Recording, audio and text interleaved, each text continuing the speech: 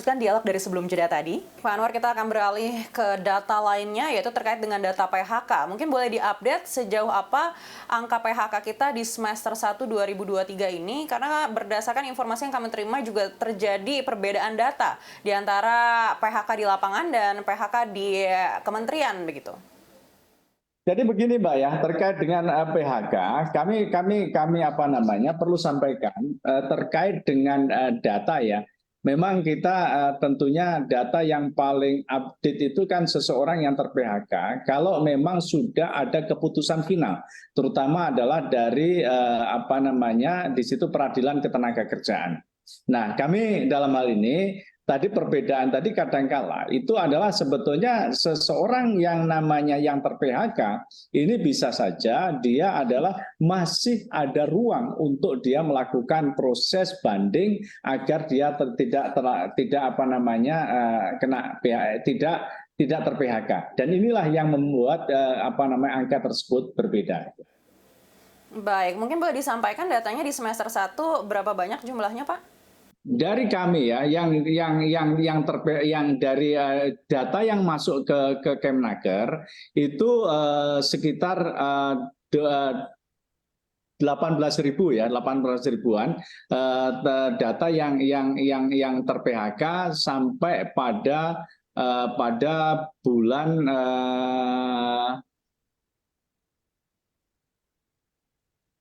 pada bulan Mei Mbak ya. Ini bulan Mei masuk ke kami ada 18.333. Dan ini data ini pun kami tentunya terus melakukan cross check terutama adalah dengan pihak-pihak dinas-dinas ketenagakerjaan baik itu provinsi ataupun kabupaten untuk mendapatkan data yang tervalid itu. Baik, tapi seperti apa tanggapan Kementerian Ketenagakerjaan terkait banyak juga katanya perusahaan yang tidak melaporkan PHK-nya ke kementerian. Apakah ini memang benar terjadi? Ya, begini Mbak ya, artinya kita ini memiliki instrumen untuk setiap perusahaan untuk menyampaikan atau melaporkan terkait dengan informasi ketenagakerjaan perusahaan. Ya memang ada beberapa perusahaan yang mungkin saat ini belum melaporkan dan ini menjadi tanggung jawab kami. Dan ini kebetulan itu adalah diuntungkan manakala dari para karyawannya atau buruhnya itu adalah melaporkan kepada kami. Sehingga kita memiliki kewajiban untuk melakukan di situ adalah upaya-upaya tadi untuk menggali informasi sebenarnya. Ya inilah yang menjadi sebetulnya hakikat esensi pentingnya komunikasi yang baik terutama adalah antara serikat pekerja kemudian antara perusahaan dengan kementerian. Sehingga betul-betul kita mendapatkan data informasi yang akurat terkait dengan kondisi ketenagakerjaan di setiap perusahaan termasuk di dalamnya jumlah orang yang ter-PHK. Baik, apakah ada sanksi bagi perusahaan yang lalai melapor? Ya, kita pendekatannya memang kalau kita kena sanksi ini kan cenderung istilahnya akan pendekatan punishment. Tapi sementara kita adalah memberikan apresiasi kepada perusahaan-perusahaan yang memang di situ adalah mereka cukup aktif untuk bisa melaporkan, menyampaikan informasi ketenagakerjaan dalam banyak hal. Karena memang terkait dengan isu ketenagakerjaan ini kan bisa kita berikan apresiasi bagaimana istilahnya di situ membangun hubungan industrial yang baik. Bagaimana misalnya adalah perusahaan dia mengembangkan struktur skala upah yang baik dan lain sebagainya. Dan itulah Mbak yang sementara pendekatan yang kita lakukan adalah pendekatan bagaimana kita memberikan apresiasi yang baik. Nah, saat yang bersama nanti kalau seandainya betul-betul itu tadi artinya tidak melakukan, tentunya ada waktunya nanti kita akan melakukan tindakan yang tegas, terutama kepada perusahaan-perusahaan yang tidak patuh terhadap segala regulasi dan norma-norma ketenagakerjaan. Baik, Pak Anwar, kembali lagi ke data di bulan Mei. Tadi Anda sampaikan lebih dari 18.300 pekerja yang menjadi korban PHK. Lalu kita juga mendengar masih banyak sektor manufaktur yang mungkin masih akan melanjutkan PHK di sisa semester 2 tahun ini begitu. Antisipasi dari Kementerian Ketenagakerjaan seperti apa? Jadi begini Mbak ya, artinya kita memang saat ini sudah mendapatkan laporan ya hampir belasan ya, belasan bahkan sampai mungkin mendekati 20 terkait dengan perusahaan-perusahaan yang memang kesulitan. Nah, namun demikian kita yang antisipasi yang kita lakukan, kita bangun sebuah dialog tripartit yang apa namanya yang bagus ya, artinya komunikasi yang efektif untuk mencarikan solusi. Kita harapkan tentunya ada solusi-solusi yang memang dua-duanya merupakan jalan keluar terbaik, baik bagi perusahaan maupun bagi pekerja. Dan kalau seandainya, ini saya sampaikan kalau seandainya, ini memang tidak bisa dihindari, maka sesuatu yang harus dilakukan adalah perusahaan harus menunaikan kewajiban-kewajibannya terkait dengan para pegawai, para pekerja, para buruh yang ter-PHK. Inilah sebetulnya yang sangat penting. Jangan sampai mereka yang sudah ter-PHK kemudian hak-haknya ini dipersulit. Ini yang akan Kemenaker bantu untuk tentunya kepada para pekerja untuk mendapatkan haknya. Demikian inti respon kita terkait dengan ancaman PHK ini. Baik, kalau yang kami dengar Pak Anwar ini lebih banyak dari sektor manufaktur, tapi tadi Bapak sampaikan sudah diterima belasan bahkan mendekati 20 laporan terkait dengan perusahaan yang mungkin akan melakukan PHK. Apakah ini seluruhnya dari sektor manufaktur atau ada sektor-sektor lain juga? Ada beberapa sektor ya Mbak ya terkait dengan laporan tersebut dan memang ya tadi betul yang manufaktur cukup dominan tapi sektor-sektor yang lain ya memang ada. Nah ini yang kita harapkan akan menjadi apa namanya perhatian bagi kita semua. Kita intinya adalah dari laporan tersebut karena mereka melapor tentunya kita akan cepat untuk bisa melakukan langkah-langkah terkait dengan upaya-upaya mitigasi untuk ancaman PHK tersebut. Baik, mungkin boleh diperjelas Pak Anwar sektor apa lagi selain manufaktur supaya bisa menjadi kewaspadaan kita bersama?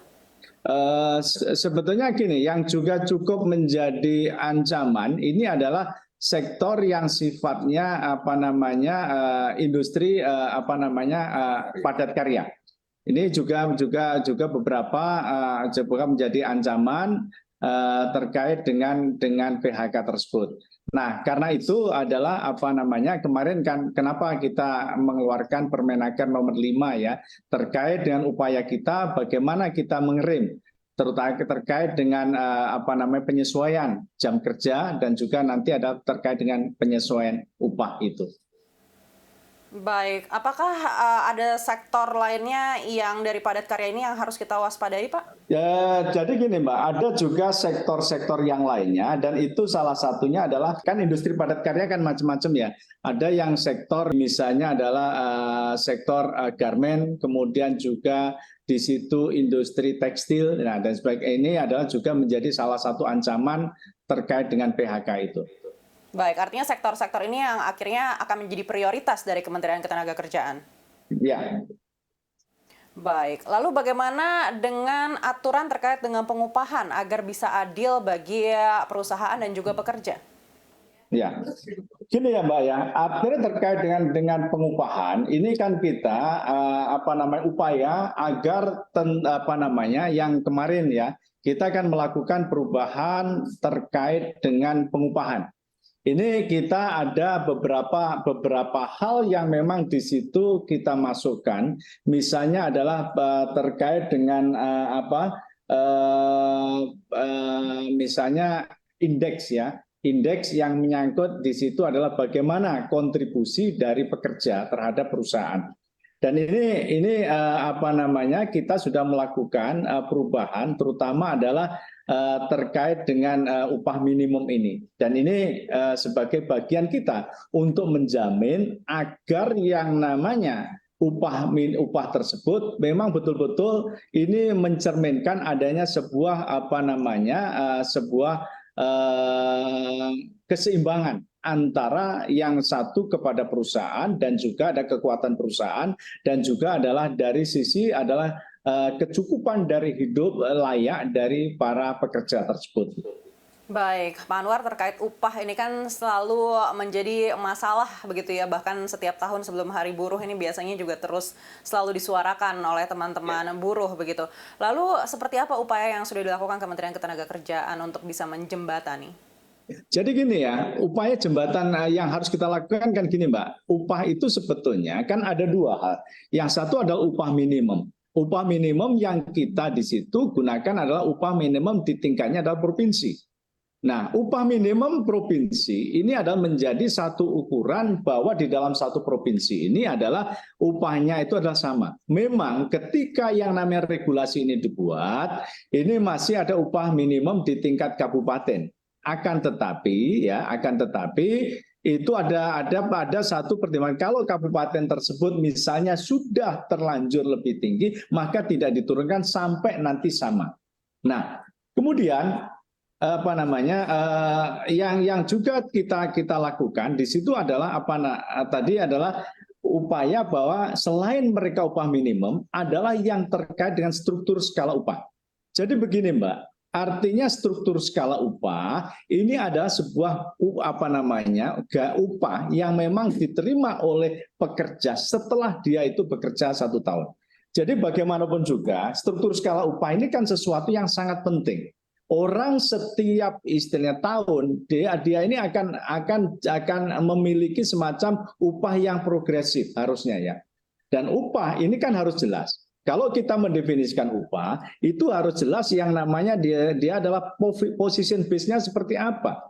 Artinya dasar dia itu adalah dikasih upah itu di level apa. Kemudian yang kedua kan kita kenal dengan namanya performance base. Artinya adalah dari kinerja.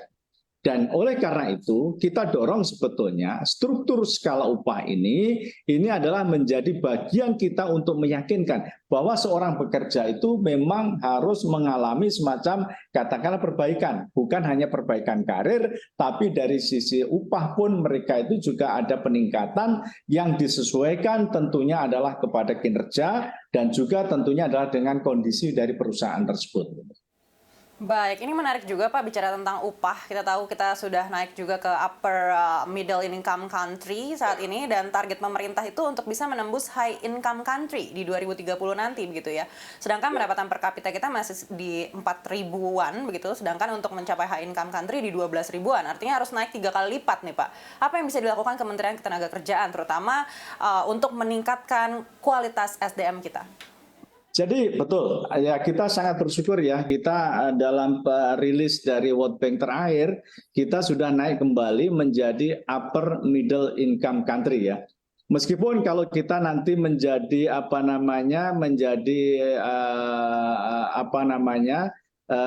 keluar dari jebakan negara-negara berpenghasilan menengah, ini kita butuh usaha yang sangat keras. Harus ada semacam upaya yang sangat luar biasa, big push untuk kita bisa keluar dari negara berpenghasilan menengah tersebut. Nah, salah satu yang kita lakukan adalah bagaimana kita mendorong yang namanya produktivitas kita. Satu sisi kita mengatakan kalau seandainya istilahnya kondisi SDM para pekerja kita ini masih di dalam lingkaran kondisi saat ini, di mana mungkin masih dominasi adalah mereka yang masih masuk di dalam blue collar. Saya rasa ini akan sulit, kita akan bisa mendapatkan sebuah kondisi manakala nanti income-nya ini kita naik. Income naik itu tentunya kan harus dipengaruhi oleh yang namanya di situ adalah produktivitas. Kalau dia produktif, income-nya naik, dengan income-nya naik tentunya kita akan bisa keluar dari jebakan dari negara-negara berpenghasilan menengah. Nah, apa yang kita lakukan? Kementerian Ketenagakerjaan yang lakukan ini adalah sesuatu yang menurut saya perlu kami sampaikan. Terutama adalah menyangkut misalnya adalah kita dorong terutama adalah bagaimana para pekerja kita ini upgrade dari sisi keterampilannya. Jadi skill mereka, keterampilan mereka ini kita lakukan peningkatan. Ya, yang salah satu kita lakukan itu adalah bagaimana kita membangun pelatihan-pelatihan kita, pelatihan-pelatihan vokasi yang memang betul-betul kita ini adalah match. Betul-betul di situ adalah tepat dengan kebutuhan pasar. Dan juga kebutuhan terutama adalah kebutuhan dari sisi permintaan saat ini dan yang akan datang. Nah, oleh karena itu, di dalam program yang kita lakukan adalah kita melakukan transformasi terkait dengan pelatihan vokasi kita. Transformasi mulai dari misalnya kita melakukan penataan dari sisi media pembelajaran, bahan pembelajaran, instruktur, kemudian kita juga istilahnya membangun jejaring, terutama adalah jejaring antara lembaga pelatihan dengan dunia usaha, dunia industri. Kemudian kita juga di sini adalah mengoptimalkan terutama adalah angkatan kerja muda kita untuk kita bisa mendapatkan sebuah angkatan kerja muda, kemudian energik, produktif, dan mereka cukup kompetitif. Baik, sekali lagi terima kasih Pak Anwar Sanusi, Economic Update di semester 1 2023 ini. Ya, sama-sama. Terima kasih, Mbak. Dan demikian Economic Update kali ini. Saya Aneka Wijaya, CNBC Indonesia, Beyond Business.